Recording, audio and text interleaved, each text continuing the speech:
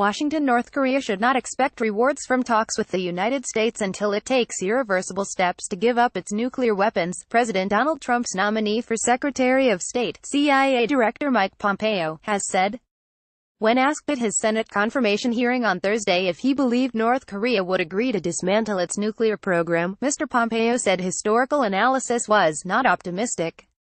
In past negotiations, the U.S. and the world had relaxed sanctions too quickly.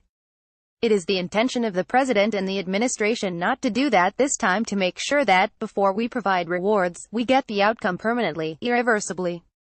It is that we hope to achieve, Mr. Pompeo said. It is a tall order, but I am hopeful that President Trump can achieve that through diplomacy, he added. Mr. Trump has said he plans to meet North Korean leader Kim Jong Un in May or early June and hopes the discussions will ultimately lead to an end to North Korea's nuclear weapons program, which Washington sees as its most pressing security threat. On Thursday, Mr. Trump said meetings were being set up between him and Mr. Kim and added that the U.S. would approach the talks respectfully.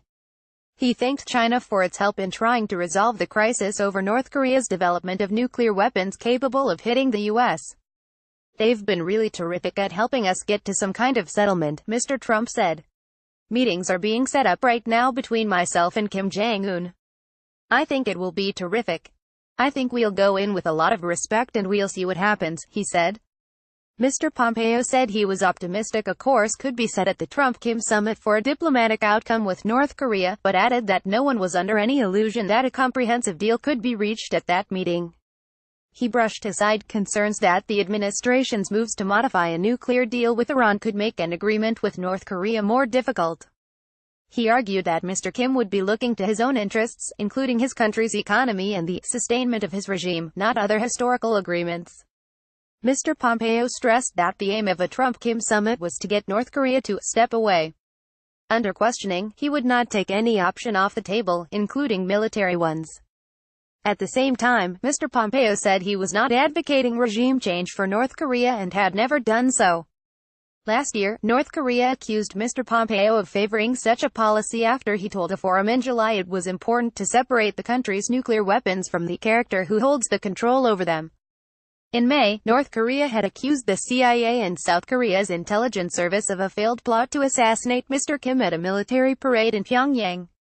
On Thursday, Mr. Trump's new national security advisor, Mr. John Bolton, met separately with South Korea's National Security Office Director Chung Eui-yong, who led a South Korean delegation that met Mr. Kim last month, and his Japanese counterpart Shotaro Yachi.